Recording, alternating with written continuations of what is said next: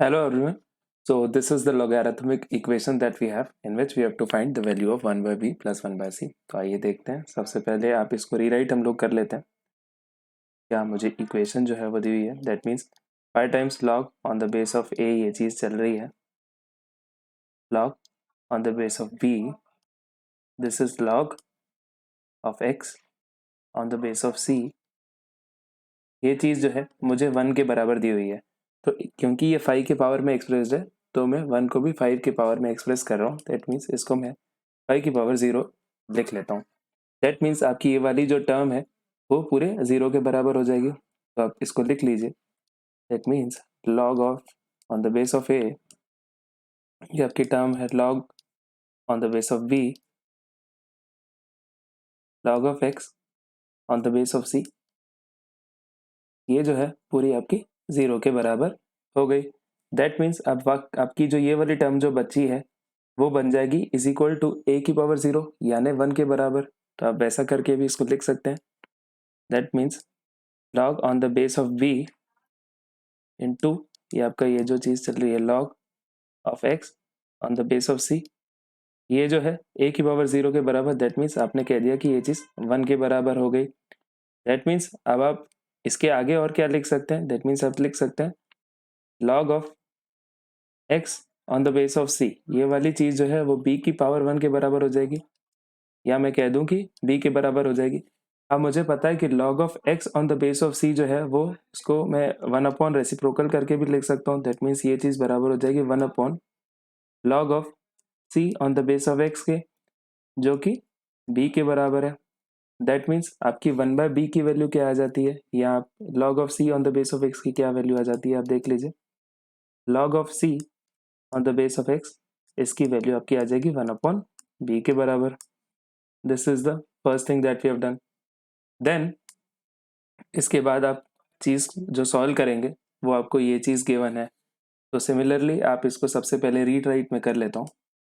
ये चीज़ हो जाएगी log on the base of B, this is log on the base of C.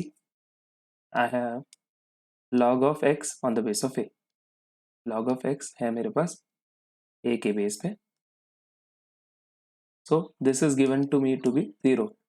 Simply आप ये वाली टर्म जो है आपकी कितने के बराबर हो जाएगी, b की पावर 0, यानी b की पावर 0 क्या हो जाती है 1 के बराबर. यानी इसको मैं ऐसे करके लिख लेता हूँ कि log on the base of c, this is log of x on the base of a.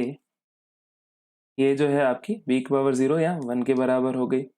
अब सिमिलरली आप इसकी वैल्यू कितने के बराबर हो जाएगी, ये वाली आपकी टर्म की वैल्यू हो जाएगी c की पावर 1 के बराबर. दैट मीन्स c के बराबर. That means log of x on the base of a, ये आपकी बराबर है c के.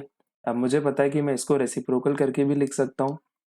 दैट मीन्स इसको मैं लिख सकता हूँ क्या 1 अपॉन, फिर इनका लॉग जो है वो इंटरचेंज हो जाएगा. That means log of A on the base of x जो है वो सी हो जाएगा. क्योंकि मुझे 1 बाय सी की वैल्यू चाहिए तो 1 बाय सी की वैल्यू देख लेते हैं क्या हो जाएगी. दैट मीन्स जब आप इसको क्रॉस मल्टीप्लाई करेंगे तो this will be log of A on the base of x. ये आपको मिल जाएगी 1 बाय सी की वैल्यू. तो 1 बाय बी की वैल्यू आपको पता है, 1 बाय सी की भी वैल्यू पता है. तो आइए देखते हैं किस प्रकार से. इसके आगे आप यहाँ से x की भी वैल्यू डिटरमाइन कर सकते हैं. देखिए log of x on the base of a जो है वो c है, तो आपकी x की वैल्यू आ जाती है a to the power of c. x की जो वैल्यू आ जाएगी वो कितनी आएगी a to the power of c. तो इन तीनों चीज़ों को हम लोग यूज़ करके निकाल सकते हैं हम लोग के 1 बाय बी प्लस 1 बाय सी का वैल्यू. 1 बाय बी जो है वो ये है. दैट मीन्स आप लिख लीजिए log of c on the base of x है, प्लस आपका जो 1 बाय सी है वो है log of a on the base of x. ये आप लिख लीजिए log of a on the base of x. अब मुझे पता है कि log m plus log n जो है वो log m plus log n जो है वो log mn के बराबर होता है जब सेम बेस हो. दैट मीन्स log ऑफ, मैं इसको लिख सकता हूँ ac on the base of x के. x की आपने वैल्यू निकाल के रखी है a to the power of c. That means आप इसी चीज़ को लिख सकते हैं log ऑफ ac, और x को आप लिखते हैं a to the power of c, which is the required answer in this particular question.